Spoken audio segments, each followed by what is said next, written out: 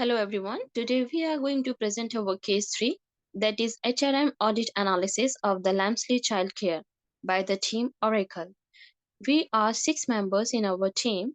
These are the here like Tarin Rabat, Edego, Shamli Parik, Tasnia Nazim, Joshua and Sena Kosi. We have an outline in this. So that is an overview of an Lamesley Childcare, the UK childcare industry, audit of external environment by using the Pastel analysis, 5 forces analysis, competitive analysis, challenges at Lamesley and childcare services. We have overcoming the challenges by using the HRM theories. We have a recommendations and the implementations. There is an overview of an Lamesley childcare. So it is established in 1992 by John Alexander. It is having a 26 years of experience and currently care of up to 230 children every day. Lamesley has between 11 to 50 employees. Their goal is to help parents combine work and family commitment during their school vacations by providing quality, fun-filled daycare. They offer a centralized holiday club, breakfast clubs, and after-school provisions in 4 local schools. Their school partners include St. John Primary School, Linksley House, Kells Lane CP School, Hello Green Junior School, and Oakville Junior School. It is the one of the largest and the longest establishment childcare providers in the Gateshead. Also, they achieved the 4 Children Quality Assurance Scheme Level 3, the highest level, and are now working with the ongoing quality assurance with the Gateshead early years of partnership. Also had a good Ofsted rating and achieved a level 3 of the 4 Children Quality Assurance Scheme. Thank you.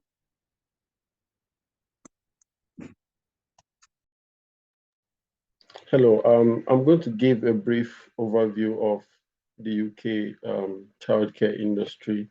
So first, we're going to see the different professions of um, involved in the UK child industry, and we see that there are over 68,000 registered childcare providers in England, which shows that it's a really competitive business. And we also see that as of 2022, we've got um, almost 4 million kids between the age of 0 to 4 that needs child's care. And we also have over 800,000 people being employers of childcare, with 80% of them being women. And last, we can also see a very important point here that says that parents spend up to 58%, 59% of their wages on childcare. This shows how much childcare cost and how much burden it is on the parents.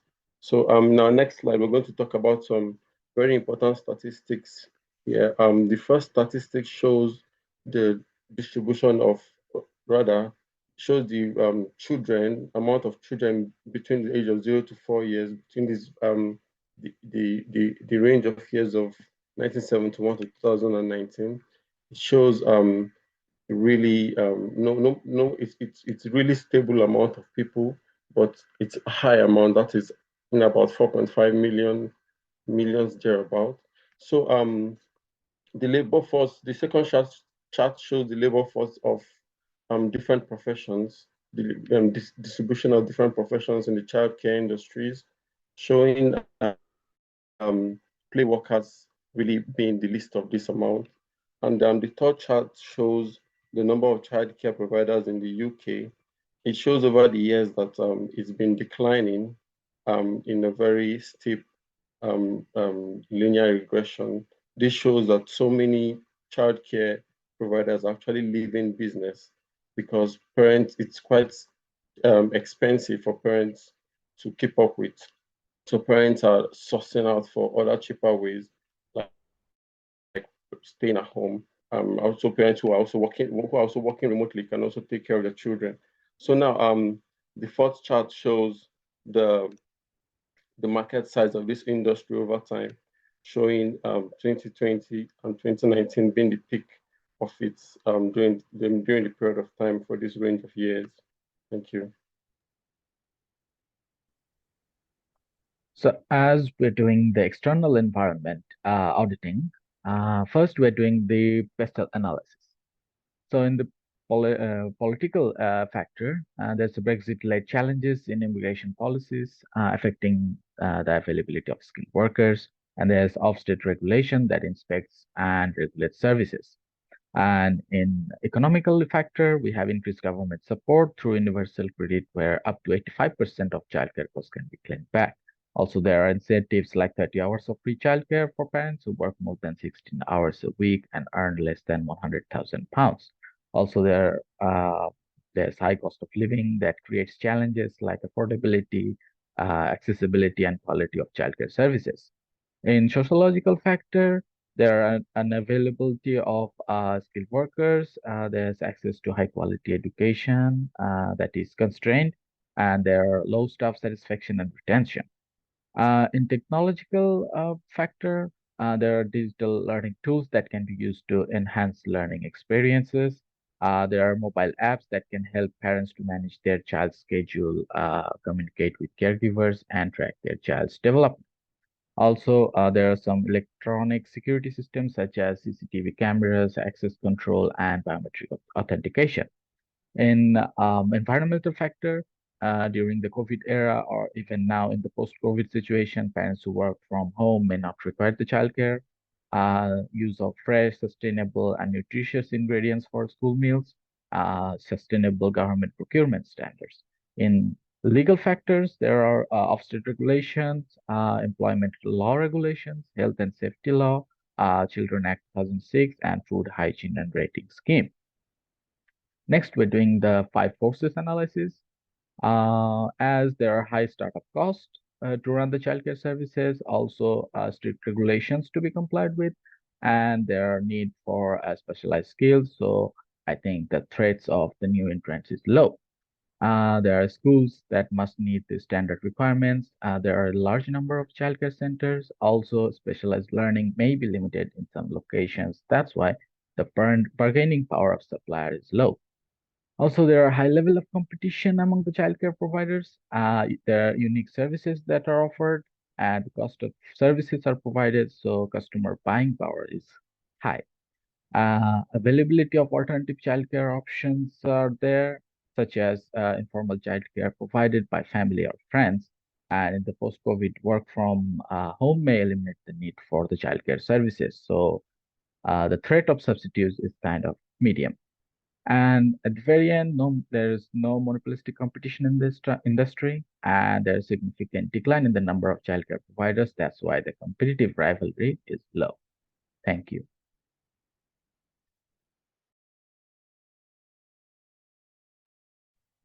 Hi, I'm Tasnia Nazim, and I'm going to talk about the SWOT analysis of Lamesley Childcare. Their strengths are that they offer numerous services like pre and after school clubs and child minors and also nurseries. They are partners with various types of schools. They have qualified staff, and also they offer training for their staff to learn how to treat the children properly. And they also have a good offset rating. Now, their weaknesses are that the staff they have high level of dissatisfaction, and there is a problem of underemployment. Also, there is a lack of communication among their staff. Now, for the opportunities, they have the opportunity to do partnership with more schools, which will give them a greater percentage of the market, the childcare market, and also they can foster better communication through ICT tools. And their threats are the availability of alternative childcare and also the high cost of living crisis. On site 5, we can find the information which is gathered from a report by which is gathered by a report from FLAKE 2022, which mentions that the cost of childcare for the parents may rise by 59% in the upcoming years. In the next slide, I'm going to talk about the competitive analysis of Lamesley Childcare.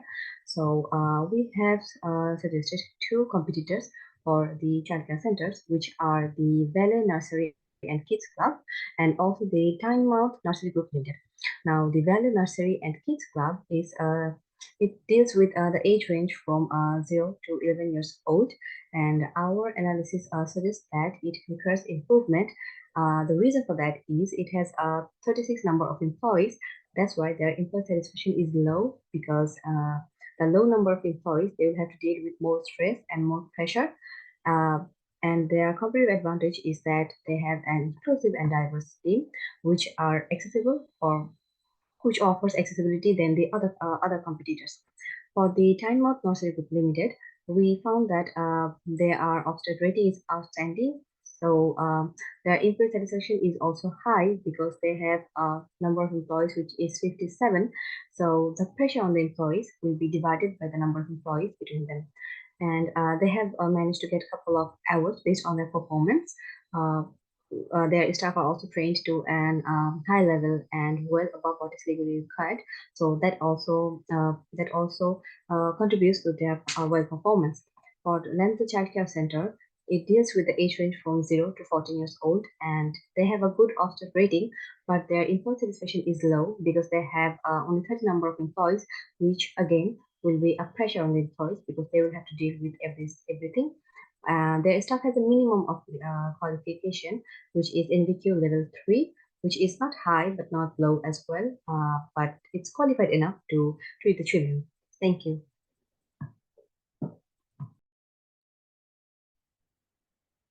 We'll talk about the challenges at Lamesley Childcare Services and the issues that the UK childcare service industry are facing currently. We've narrowed it down to staff promotion, where staff are not adequately recognized for their work given. And this is not just a problem at Lamesley Childcare Service, but also an issue in the UK childcare service industry. There's also communication gap between the workers and the management, which leads to top-down decision making. Staff are not carried along in their decision making. This is, however, analyzed in the Lamesley Childcare Service. We have also seen the issue of underemployment, where staff are given fewer hours, leading to low pay. And there's also lack of training and support, and then staffing shortages. All these issues lead to employee dissatisfaction and employee retention issues. When these issues are not handled, when the issue of employee dissatisfaction and employee retention are not handled, its influence and the impact, they have like a general impact and influence on the UK childcare services.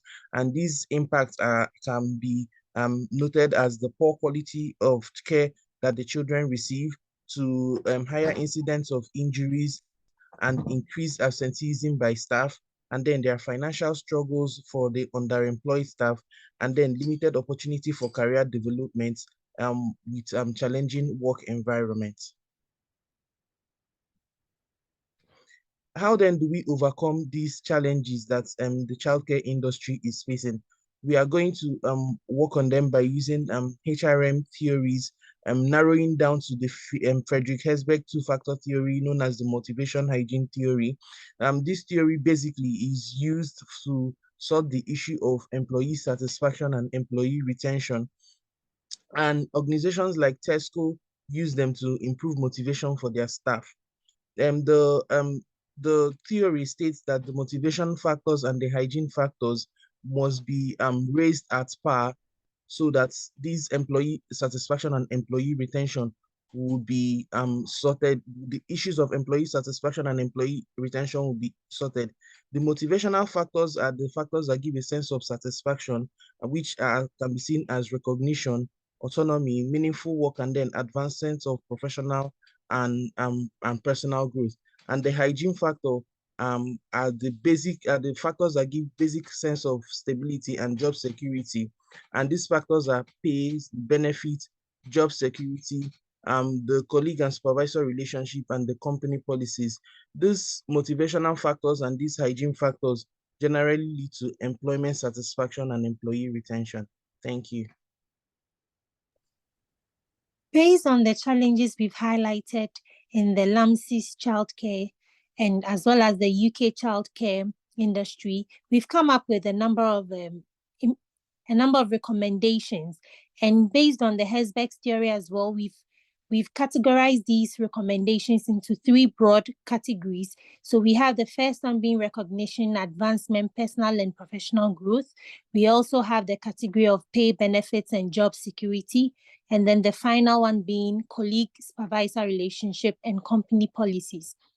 So on recognition, we are saying that there should be continuous performance evaluation where employees are fairly evaluated by their supervisors, their peers, and themselves. It shouldn't be just one person who evaluates and puts down what he or she likes. We're also looking at they implementing a performance improvement plan where employees who are struggling in some aspects will be given the required support they need to improve.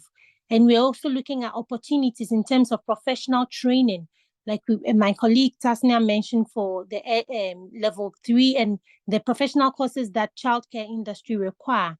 They're sponsoring some of the top or the employees that perform so well within the year to improve upon themselves.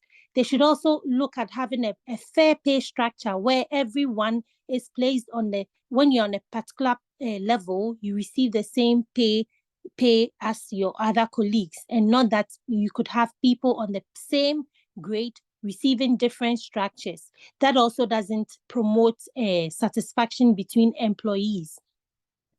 We also said that the company's policies should be there to protect the employees, and this in the long run would improve the employee satisfaction and also subsequently affect their retention. We moved on to come up with an implementation plan, an action plan, which we broke down into KPI settings for staff. The KPI settings within the implementation plan is a 12-month implementation plan, and it involves KPI setting in the first 2 months of the 12 months, and this KPI setting should be done and signed off by the employee as well. It shouldn't be a KPI that is imposed on the employees. The employee should understand the KPI and own it, and they can run with it.